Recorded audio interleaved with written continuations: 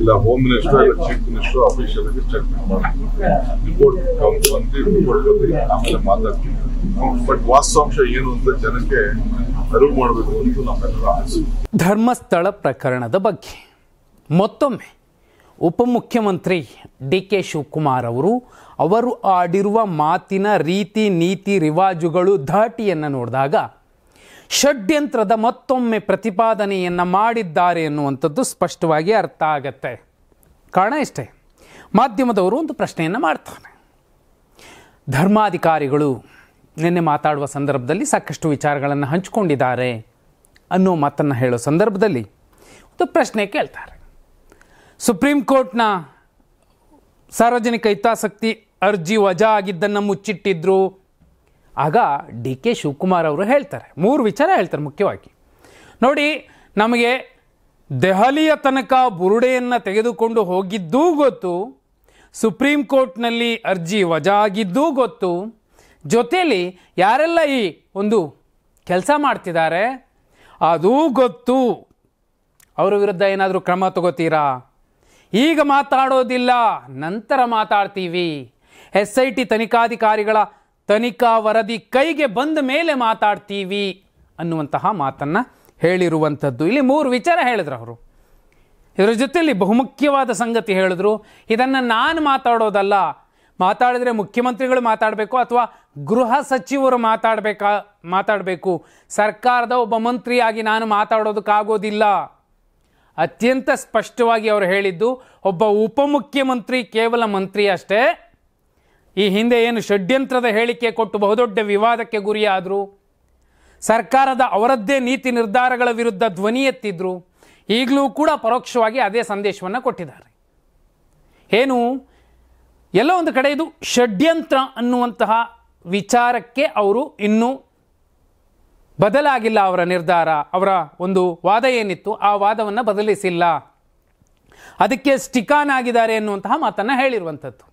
ಆದರೆ ಇಡೀ ಪ್ರಕರಣವನ್ನು ನೋಡಿದಾಗ ನೋಡಿ, ಒಬ್ಬ ಉಪಮುಖ್ಯಮಂತ್ರಿ ಇರಬಹುದು, KPCC ಅಧ್ಯಕ್ಷರು ಇರಬಹುದು, ಸಾಕಷ್ಟು ಕಾನೂನಿನ ವ್ಯಾಜ್ಯಗಳಿಗೆ ಭಾಗಿಯಾಗಿ ಈಗಲೂ ಕೂಡ ವಿಚಾರಣೆ ನಡೆಸ್ತಿರುವಂತಹ ಡಿ.ಕೆ. ಶಿವಕುಮಾರ್ ಅವರಿಗೆ ಯಾವುದೋ ಒಂದು ಪ್ರಕರಣ ಇರಬಹುದು, ಒಂದು ಸಾರ್ವಜನಿಕ ಹಿತಾಸಕ್ತಿ ಅರ್ಜಿಯನ್ನು ಸಬ್ಮಿಟ್ ಮಾಡಿದ್ರೆ ಸುಪ್ರೀಂ ಕೋರ್ಟ್ನ ಘನವೆತ್ತ ನ್ಯಾಯಮೂರ್ತಿಗಳು ಅದನ್ನು ವಜಾಗೊಳಿಸಿದ್ರೆ ಬಂದಿರುವ ಆರೋಪಕ್ಕೆ ಅವರು ಕ್ಲೀನ್ ಚೀಟ್ ಕೊಟ್ಟರು ಅಂತ ಅಲ್ಲ, ಅಥವಾ ಇನ್ನು ಮುಂದಕ್ಕೆ ಯಾವುದೇ ರೀತಿಯ ಪ್ರಕ್ರಿಯೆಗೆ ನೀವು ಹೋಗಬೇಡಿ ಅಂತ ತಾಕೀತು ಮಾಡಿದೆ ಅಂತಲೂ ಅಲ್ಲ.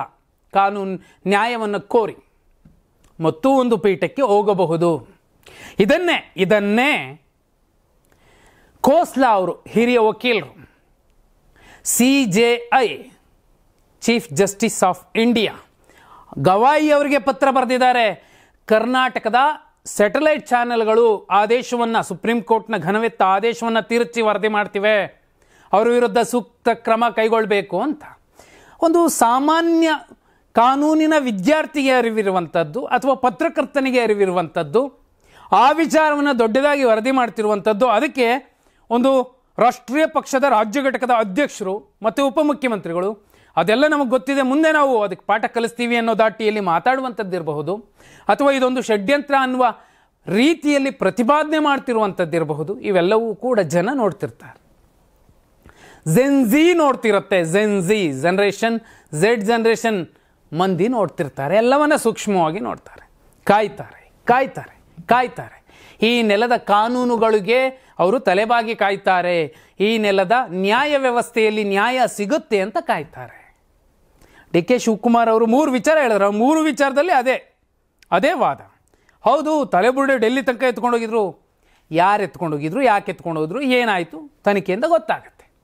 ಅಥವಾ ಯಾಕಂದರೆ ಈಗ ಚಿನ್ನಯ್ಯನ ವಿರುದ್ಧ ಬಿದ್ದಿರುವಂತಹ ಕೇಸ್ ಷಡ್ಯಂತ್ರ ಮಾಡಿರೋ ಕೇಸಲ್ಲ, ಸುಳ್ಳು ಸಾಕ್ಷಿ ಒದಗಿಸಿದ್ದಕ್ಕೆ ಮತ್ತು ಸುಳ್ಳು ಸಾಕ್ಷಿ ಸೃಷ್ಟಿಸಿದ್ದಕ್ಕೆ ಅನ್ನೋ ಕಾರಣಕ್ಕೆ ಅವರ ವಿರುದ್ಧ ಒಂದು ತನಿಖೆ ನಡೀತಿದೆ. ಅವರನ್ನು ವಶಕ್ಕೆ ತಗೊಂಡಿದ್ದಾರೆ. PLR ಪೋಸ್ಟ್ ಈ ಒಂದು ಸೂಕ್ಷ್ಮ ವಿಚಾರಗಳ ವರದಿಯನ್ನು ಪಬ್ಲಿಷ್ ಮಾಡಿರುವಂಥದ್ದು.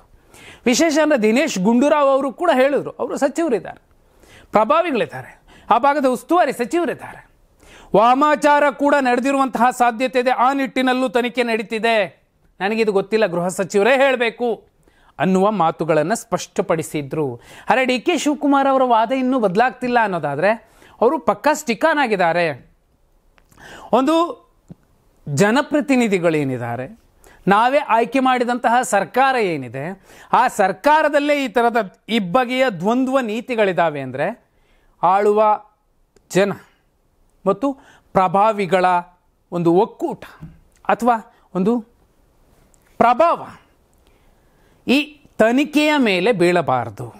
ಒಂದು ವೇಳೆ ಬಿದ್ರೂ ಅತ್ಯುನ್ನತ ನ್ಯಾಯ ವ್ಯವಸ್ಥೆ ತಿದ್ದಿ ಸರಿಯಾದ ಕ್ರಮದಲ್ಲಿ ನ್ಯಾಯ ಕೊಡುತ್ತೆ ಅನ್ನುವಂಥದ್ದು ಬಹುಪಾಲು ಜನರ ಒಂದು ನಿರೀಕ್ಷೆ. ಆ ಕಾರಣಕ್ಕೋಸ್ಕರನೇ ಎಲ್ಲರೂ ಹೇಳೋದು ಸತ್ಯಮೇವ ಜಯತೆ. ತೀರ್ಪು ಬಂದ ಮೇಲೂ ಕೂಡ ಏನಾಗುತ್ತೆ ಏನಿರುತ್ತೆ ಅನ್ನುವಂಥದ್ದು ಜನಕ್ಕೆ ಗೊತ್ತಾದ ಮೇಲೆ ಸತ್ಯದ ಪರ ನ್ಯಾಯದ ಪರ ಯಾರು ನಿಲ್ಲಬೇಕು, ನಿಂತರೆ ಏನಾಗುತ್ತೆ ಏನಾಗಲ್ಲ ಅನ್ನುವಂಥದ್ದು ಒಂದು ಕ್ಲಾರಿಟಿ ಸಿಗತ್ತೆ. ಡಿ ಕೆ ಶಿವಕುಮಾರ್ ಅವರಿಗೆ ಅವರ ರಾಜಕೀಯ ಭವಿಷ್ಯಕ್ಕೂ ಕೂಡ ಇಲ್ಲ ತುಂಬ ಅದ್ಭುತವಾದಂತಹ ಒಳ್ಳೆಯದಾಗಬಹುದು ಅಥವಾ ಬಹುದೊಡ್ಡ ಕಳಂಕವನ್ನು ಅವರು ಬಳಿದುಕೊಳ್ಳಬಹುದು, ಅದು ತೀರ್ಪಿನ ಆಧಾರದ ಮೇಲೆ. ಯಾಕಂದರೆ ಏನಾಗಿದೆ ಅತ್ತ ಅಲ್ಲಿನ ಜನರ ಆಕ್ರೋಶ ಇದೆ, ಸತ್ಯ ಇದೆ ಅಂತಿದ್ದಾರೆ. ಆದರೆ ಇನ್ನೊಂದು ಕಡೆ ಇನ್ನೊಂದು ಪಡೆ ಇಲ್ಲ ಅದೆಲ್ಲ ಸುಳ್ಳು ಬುರುಡೆ ಅಂತಿದೆ.